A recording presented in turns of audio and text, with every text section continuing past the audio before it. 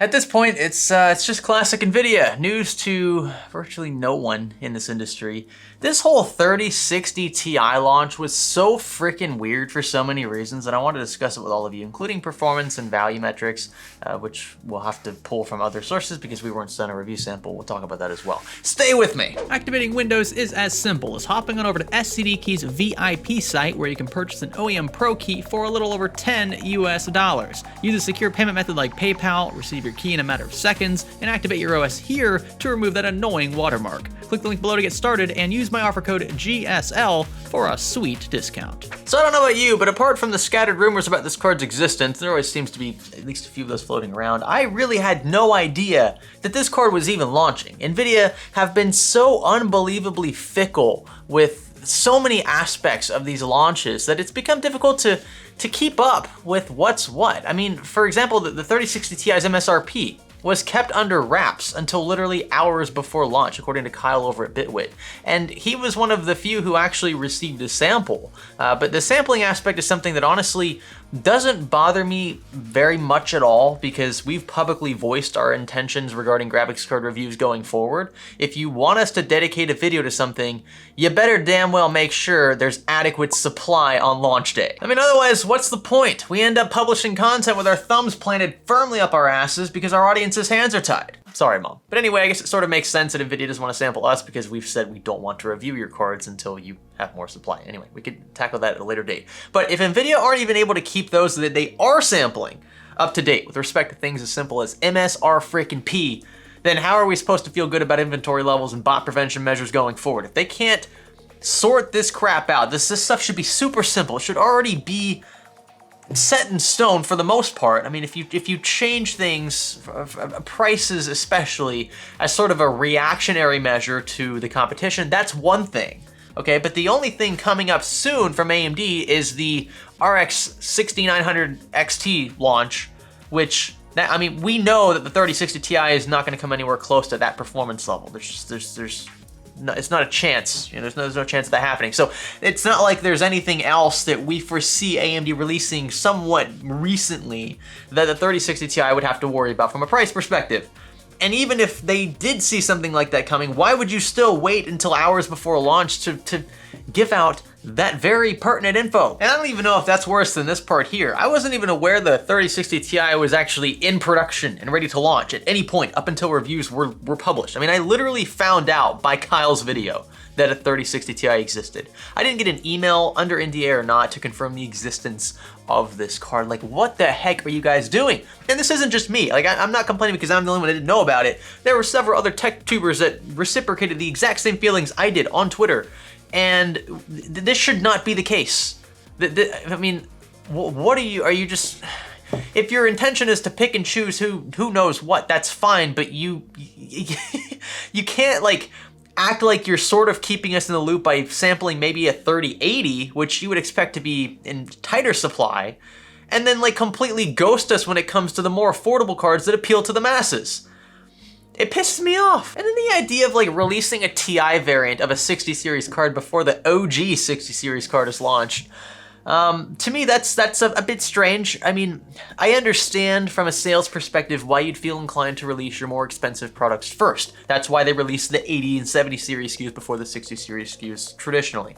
But the 60 series has traditionally been, again, a bestseller from Team Green, and this just feels like another mitigation tactic. I mean, what else am I supposed to think at this point? It's as though Nvidia wanted to be the first to the table with something relatively affordable in the $400 space, but again, there's no point in launching something if they'll only end up being bought and scalped, as we've already been seeing on eBay. And yes, I'm talking about 3060 Ti scalping, not 3070, 3080, 3090 scalping that we've already seen. Now, in terms of performance, and according to multiple reports, the 3060 Ti just barely loses to the 3070, and this is great news. I mean, I'm not surprised, or I don't think anyone should be. It's what you would expect from a Ti series card slightly below the next tier up.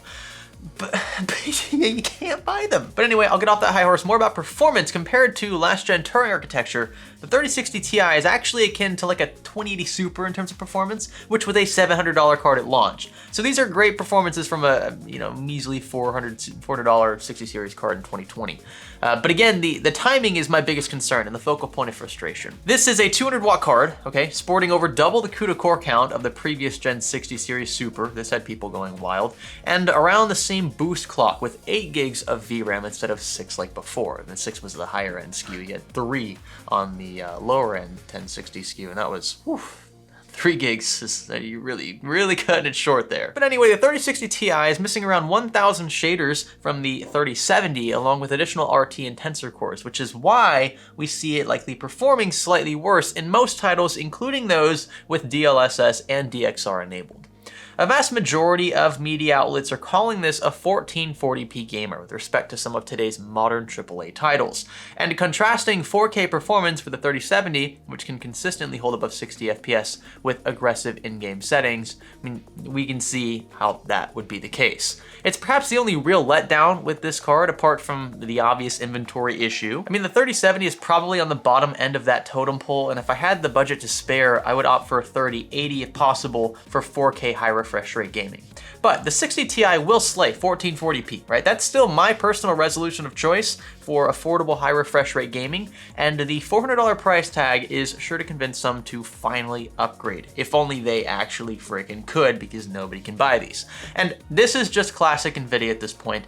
You rush to push things out that aren't widely available for consumers who are actually interested in using your products, and you polarize them in the process. I mean, at this point, Team Green's only saving grace is the fact that the AMD launch was arguably worse. And to be fair to AMD, they're dealing with it on 2 fronts with the same manufacturer, TSMC, right, in Taiwan. You have GPUs and CPUs. And maybe that's why Nvidia feels all right launching this SKU the way that they are. I mean, they likely had these deadlines in place at least ballpark way in advance, right? And are probably either too stubborn to hold off, right? And wait for inventory levels to get where they should be. They're gonna blame demand no matter what, but we know there's a supply issue as well. Or they're too afraid to tell their AIB partners no, and they're afraid of what their vendors might think and do. One thing's for sure, any hope we had of buying a 3060 Ti before Christmas is pretty much out the window at this point, unless you live in a country where stock appears to be readily available, in which case, at least from what it seems on my end, you'll likely be paying well above MSRP, so is it really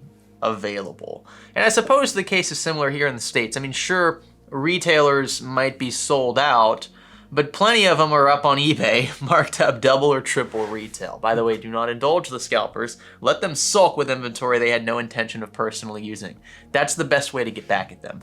Don't buy from them, because all that does is enable them. I can't buy one. I've wanted to buy one. I think this would make for great cards in sub $1,000 budgets. That would be an awesome card to have in a $1,000 system, or a $900, even an $800 system you might could pull off with a decent, affordable Intel or Ryzen CPU. But it sounds weird to say this, and I know it's probably not fair of me to say because I am sent quite a bit. I say for free, but again, you have to understand that we're expected to work for these cards. We're not sent these cards out of the generosity of companies' hearts. They are expecting us to work to at least, I mean, at the very least, give them some camera time, but most of the time they send these things expecting us to give our honest feedback. And companies that do that actively, I appreciate, because it shows that they not only have faith in what I'll discover, what I'll present to my audience based on the data I've collected, but they also have faith in their own freaking product. But I can't buy the card, so what can I do? I can make a video talking about my experience on the outside. It seems kind of weird positioning myself in that light, because that's not what I mean, I'm media. I'm not a general consumer. Even though I do buy things, I try to be cautious about how I split this up and how I address all of you, because I know that you're still in a different boat than me no matter what. At some point, I expect I'll have a company send a 3060 Ti.